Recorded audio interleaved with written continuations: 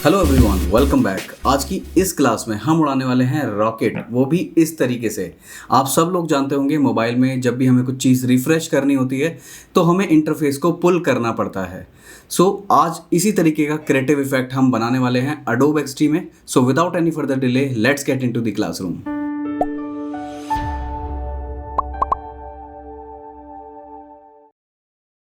Welcome back. तो यहाँ पर मैंने अपनी XD की जो फाइल है, एक्सरसाइज फाइल ओपन कर रखी है। तो यहाँ पर हम पहले देख लेते हैं कि किस तरीके से यहाँ पर मैंने प्लानिंग की है। तो सबसे पहले क्विक प्रीव्यू देखते हैं इसका।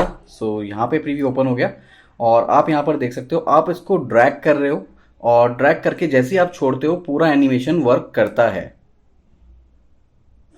ये एनिमेशन कैसे काम कर रहा है ये मैं आपको इन स्क्रीन्स में सारा डिफाइन करके बताता हूँ और सारा भी हम बना के भी इसको देखेंगे। तो सबसे पहले मैं एक आर्टबोर्ड एज इट इज़ यहाँ पे कॉपी कर लेता हूँ, क्योंकि डिज़ाइन हमारा कॉन्टेक्स्ट नहीं है। आज हमारा जो कॉन्टेक्स्ट है वो है इस एनिमेशन को बनाना, इस ट्रांजिशन को सीखना, इसके लॉजिक्स क्लियर करना। तो सबसे पहले मैंने इस आर्टबोर्ड को यहाँ पे कॉपी कर लिया और इसमें एक्सप्लोर करके देखते हैं कि क्या क्या चीज़ें हमने इसमें यूज़ की हैं। तो सबसे पहले ये जितना भी मटेरियल मैंने इसमें यूज़ किया है ये सब मैं आर्टबोर्ड से बाहर लेके आ जाता हूँ और यहाँ पर डिफ़ाइन करता हूँ कि किस तरीके से ये वर्क करेगा। तो ये एक बेसिक हेडर है किसी भी एप्लीकेशन का। तो एज इट इज़ इसको मैंने यहाँ पे टॉप अलाइन और सेंटर कर दिया और इसके बाद ये बेसिक बॉटम नेविगेशन है, जो हमेशा स्टिकी ही रहता है एप्लीकेशंस में। और इसके बाद जो हमें कंटेनर पार्ट यानी मिड पार्ट बनाना है उसकी प्लानिंग कुछ इस तरीके से रहेगी कि जो भी हमारा कंटेंट है, ये बेसिक हमारा कंटेंट है, तो इसको मैं यहाँ पर अलाइन कर देता हूँ और सबसे बॉटम पर लेके चला जाता हूँ, सो दैट जब मैं स्क्रॉल करूँ इन दोनों लेयर्स को, ये दोनों लेयर्स मेरी स्क्रॉल होंगी, यानी कि जब मैं ड्रैग करूँगा तो ये नीचे की तरफ जाएंगी इस तरीके से। लेकिन पीछे भी जो हमारी बैकग्राउंड है वो डार्क होनी चाहिए। तो इसके पीछे मैंने एक डार्क बैकग्राउंड ली है। तो आप कोई भी ग्रेडियंट यहाँ पे बना सकते हो और इसको सबसे पीछे मैं लेके चला जाता हूँ। शॉर्ट कमांड आप मेरे राइट में देख सकते हो। और इसके बाद एक बार देखते हैं जब मैं इन दोनों लेयर को नीचे ऐसे ड्रैग करूँगा तो ये किस तरीके से दिखेगी। तो ड्रैग करने पर पीछे का एरिया मुझे दिखेगा। तो लेयर यहाँ पर ओवरलैपिंग हो रखी हैं और आप यहाँ पर देख पा रहे होंगे जैसे ही मैं इसको ड्रैग कर रहा हूँ ये जो मेरा बॉटम स्टिकी है ये हमेशा ऐसे ही रहेगा, ये हमारा स्क्रॉलेबल नहीं होगा। और ये जितना भी हमारा कंटेंट है ये मैंने सब ग्रुप बना रखा है और इसके पीछे एक वाइट लेयर ले रखी है और वाइट लेयर के अंदर मैंने कुछ प्लानिंग कर रखी है। तो ये जो मेरा पीछे वाइट बॉक्स है इसके अंदर मैंने क्या किया है, जो मेरे क्लाउड्स हैं वो मैंने इसके साथ ऐड कर दिए, यानी कि इनको एक ही लेयर बना दिया है। वो कैसे, यहाँ से मैं अभी के लिए इसको अनग्रुप कर देता हूँ और दो लेयर ये मैं ले लेता हूँ। दोनों ही वेक्टर हैं, इजीली आप इसको बना सकते हो। और इन दोनों को पकड़ के मैंने यहाँ से ऐड कर दिया। ऐड करने के बाद इसके अंदर में जाता हूँ और इसको अभी के लिए, क्योंकि मुझे ये ऊपर नहीं दिखाना है, तो इसको मैं अभी अंदर ही कहीं कर देता हूँ और इसको मैं अपने आर्टबोर्ड पर लेके आ जाता हूँ और इस तरीके से अलाइन कर दिया। दोबारा मुझे इसको थोड़ा सा बैक में लेके जाना पड़ेगा।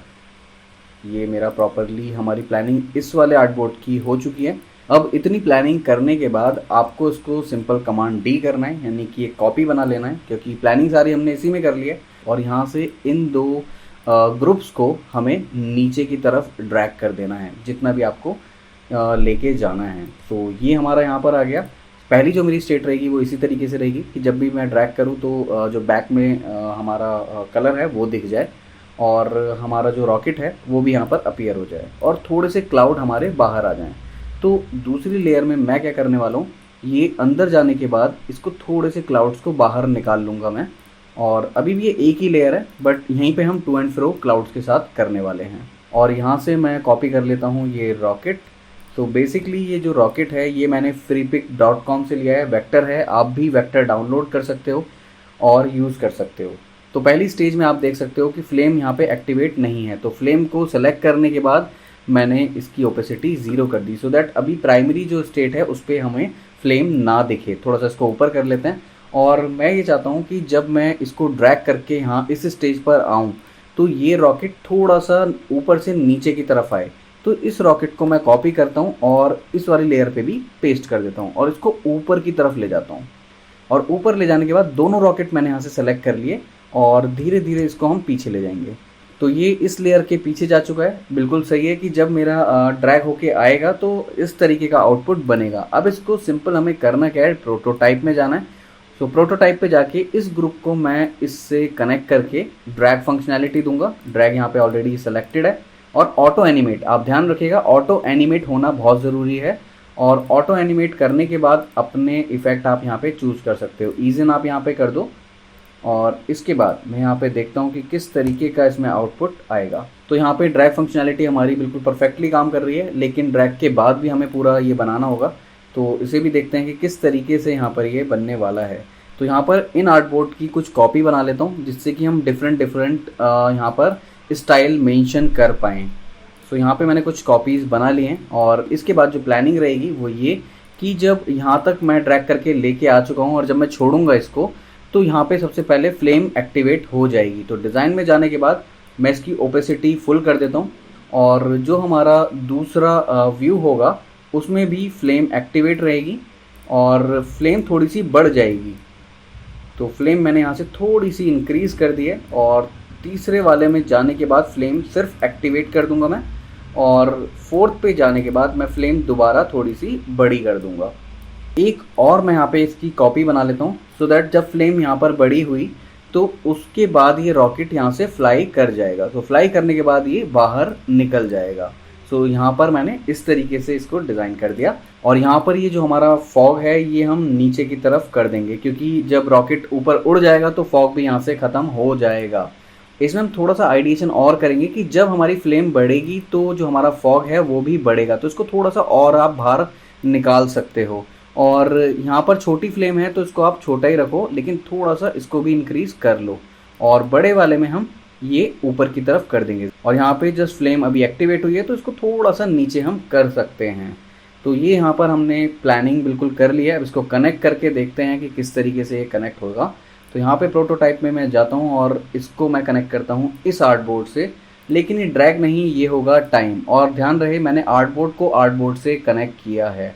टाइम देने के बाद आप यहाँ पे ऑटो एनिमेट ही रखें, सारी चीज़ें ऑटो एनिमेट होनी चाहिए आपकी।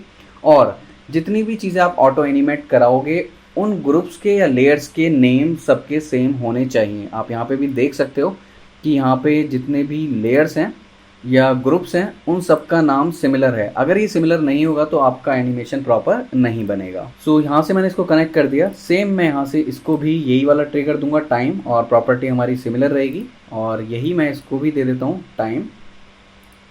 सेम मैं यहाँ पे भी प्ले कर दूंगा और सेम मैंने यहाँ पर भी दे दिया। अब इसका जो लास्ट वाले का ट्रिगर है वो मैंने सबसे पहले वाले से कनेक्ट कर दिया। इसके बाद एक क्विक प्रीव्यू देखते हैं कि किस तरीके से ये काम कर रहा है। तो यहाँ पर मैंने इसको ड्रैग किया और ड्रैग करने के बाद अब मैं इसको छोड़ देता हूँ, तो ये ऊपर फ्लाई कर गया। अब इसके बाद एक चीज़ और आप इसमें देख सकते हो कि ये जो पीछे लेयर है ये भी मैंने एक्स्ट्रा डाली है इसके अंदर। तो ये भी हम एनिमेशन करने के बाद कुछ भी इसमें ऐड ऑन कर सकते हैं। तो इस लेयर को कॉपी करने के बाद अभी मैं अपने आर्टबोर्ड पर लेके आ गया हूँ। तो सबसे पहले इसको मैं पीछे की तरफ ले जाता हूँ। तो यहाँ पर मैं लेके आ गया हूँ और सेम मैंने कॉपी कर लिया और यहाँ पे भी पेस्ट कर दिया है। तो इसको भी मैं इसी तरीके से यहाँ पर पीछे लेके चला जाता हूँ। तो यहाँ पर आप इसको छोटा बड़ा अपने डिज़ाइन के अकॉर्डिंग कर सकते हो, क्योंकि जब आप इस स्टेज से इस स्टेज पर ऑटोमेटिकली आओगे तो ये सारी चीज़ें एनिमेशन में आएंगी। तो यहाँ पे भी मैं इसको पेस्ट कर देता हूँ और यहाँ पे क्लाउड थोड़ा सा बड़ा है तो इसको यहाँ पे साइज़ इसका इंक्रीज़ कर लेते हैं और इसको हम ले जाते हैं बैक में। तो सारी जगह ये रिपीट हो चुका है। अब इसका एक फाइनल आउटपुट देखते हैं। यहाँ पे मैं एनिमेशन में कुछ भी नहीं छेड़ूंगा, सिर्फ मैं आर्टबोर्ड पे चीज़ें थोड़ी थोड़ी ट्वीक करूँगा। इसके बाद मैं इसका फाइनल आउटपुट देख लेता हूँ यहाँ से। तो रॉकेट हमारा नीचे आ गया है। अब इसकी फ्लेम जलेगी और फ्लेम बढ़ने के बाद ये बिल्कुल फ्लाई कर जाएगा। तो ये रॉकेट हमारा परफेक्टली फ्लाई कर रहा है। होपफुली ये मार्स पे पहुँच भी गया हो। तो आज की इस क्लास में इतना ही, और आप इस फाइल को डाउनलोड कर सकते हो मेरे डिस्क्रिप्शन लिंक से। आई बिलीव कि आपको ये क्लास इंटरेस्टिंग लगी हो और आपके लिए काफ़ी यूजफुल भी हो। अगर आपको ये क्लास पसंद आई है तो लाइक करें मेरी वीडियोस को, शेयर करें अपने फ्रेंड्स के साथ इन सारी वीडियोस को, एंड सब्सक्राइब करें मेरे चैनल को। Thank you so much.